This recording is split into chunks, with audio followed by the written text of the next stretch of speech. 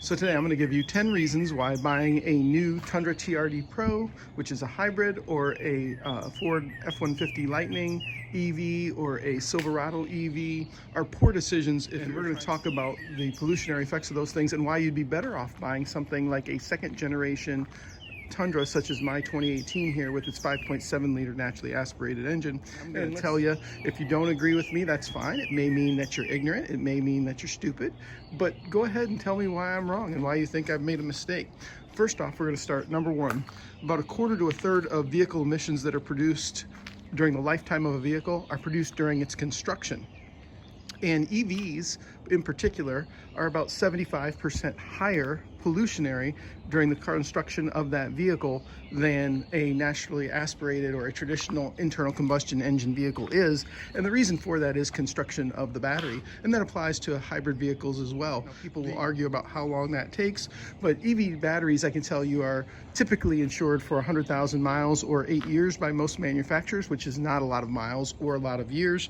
When you think about the lifetime of a vehicle, the EPA says, of course, because they're promoting it, and we'll get into that, why our federal government is promoting it a little bit later on in our reasons, but the EPA is promoting electric vehicles, and they're claiming maybe 20 years of life, but of course we know that battery life is going to diminish over time. Despite what, again, some ignorant individuals may think, electricity is not produced from those little three-prong plugs right there. Electricity has to come from somewhere. Typically in the US, that comes from either coal burning or natural gas. In the United States, of course, we have some solar and windmill primarily across the West. And if you want to ruin your landscape, and I'm not going to get into the length of the environmental complications of that, all you have to do is take a look over there along I-10 as you're heading on I-10 toward Mount San Jacinto to see how California has ruined their landscape with windmills. The power grid. My home right here, as we take a look at it, the average American home, and mine may be a little bit larger than average, but the average American home takes 300 kilowatt hours of year on average for 122 million households. If we're all going to switch and go to EVs or hybrids, guess what? Hybrid vehicle, it's going to use about 2,000 kilowatts for the average user.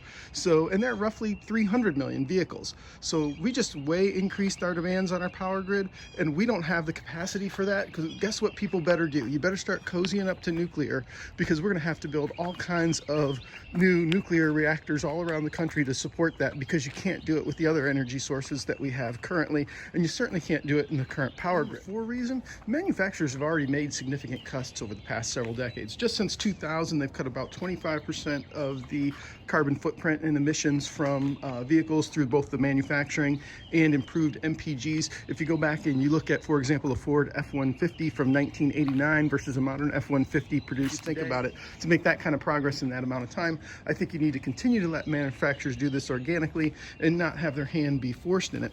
And speaking of forcing their hands in it, if you remember, President Biden talked about the Americans Job Plan in 2021, where he earmarked $175 billion for the promotion of EVs.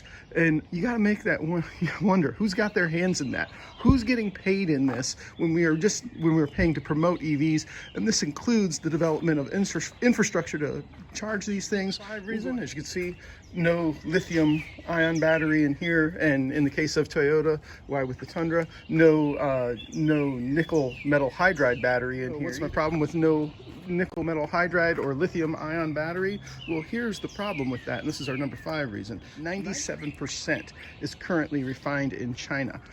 Furthermore, nearly 100% of the world's lithium is currently mined between Australia and South America. And additionally, again, in President Biden's American Jobs Bill and in the promotion that we talked about earlier of these things, one of the things he earmarked funds for was the development and research of mining some of these materials. Now, you want to talk about mining coal, you want to talk about mining natural gas, you better start talking about mining lithium ion when it comes to pollution and contaminants, because that is not a clean process at all. And people who think it is are probably, again, those same individuals that think the electricity just magically comes from those three little holes. For this reason, let's keep talking about these batteries. And I'm not saying there are no applications for these things. There certainly are for fleet vehicles. There's certainly a need for it. If you truly move in town, there's certainly a need for it. But these batteries, these rechargeable lithium batteries, they eventually go out, and they really do have a limitation that we're never going to be able to overcome, because the weight of the batteries versus how far you need to transport them in certain situations mean the vast majority of owners who own electric vehicles, it's their second vehicle. It's well in excess of 80% of people who own an electric vehicle own them as their second vehicles. So they're never going to be something where you say, this is my primary vehicle, because yeah, you can commute short distances with them, but you can never do a long commute like I would across country with a truck with a vehicle in tow.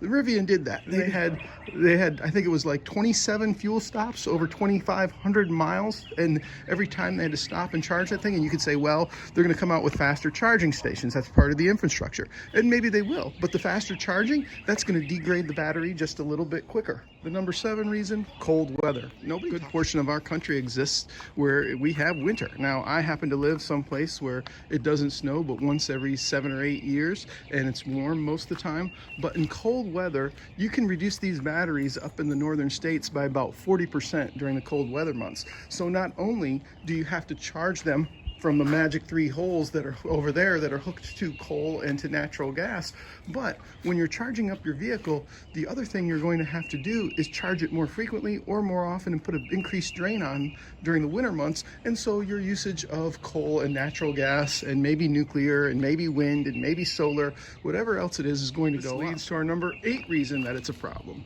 hot weather.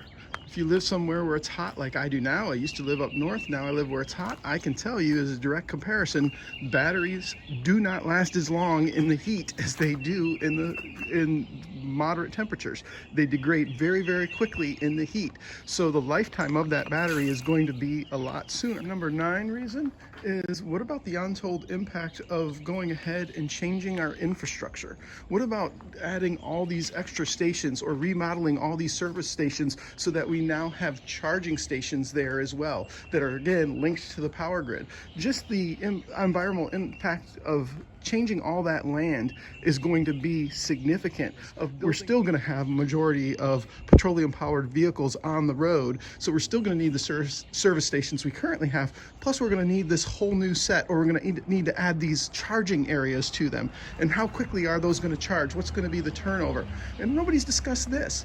What happens, let's say, if you're in the Gulf in Houston and there's, you know, a new big hurricane, or you're in South Florida and there's a big hurricane coming? What's going to happen when all those electric vehicles all hit the road at the same time? How are they all going to be fully charged up with enough range to actually get out and not create a giant traffic jam? Finally, the number 10 reason, recycling. As it stands right now, most internal combustion engine vehicles that are ended their lifetime are over 90% recycled. Whether that's steel, rubber, glass, it's all recycled. And currently, if we think about it, when we're developing lithium-ion batteries for the uses we have currently, which is minimal in vehicles, it's mostly in things like the cordless drill, etc. that I have. We have currently in the world, China uses over 500,000 metric tons of lithium-ion. The world by 2030 is estimated to be using over 2 million metric tons. Do you know what happens with lithium-ion batteries when you're done with them? They're not recycled. They're dumped into a landfill. So if you want to do something to help the environment relative to your vehicle, go out and buy a used vehicle. Go out and buy a naturally aspirated vehicle that's known to have good reliability and longevity. Take my 2nd generation Toyota Tundra here. With routine maintenance, this thing's probably going to go for maybe 400, maybe 500,000 miles. I put on a lot of miles. 25,000 miles a year is generally considered pretty heavy mileage.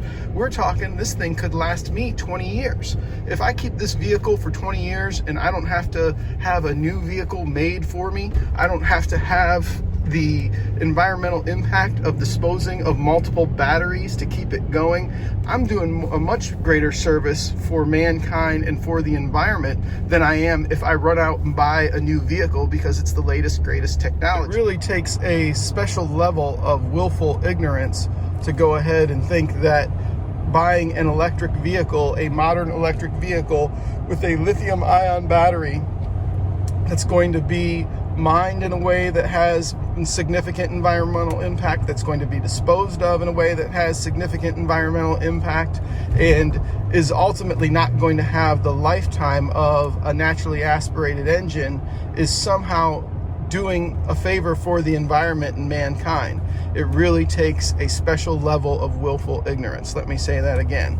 I hope you enjoyed this video. If you did, hit like and subscribe, and feel free to comment, good or bad, where you think I'm right, where you think I'm wrong on this one. And hey, if you want to do something good for the environment, go out there and buy yourself a used Toyota Tundra, because it's probably going to last a lot longer than any new vehicle that's either a hybrid or an electric vehicle will, if you're looking for a full-size half-ton truck.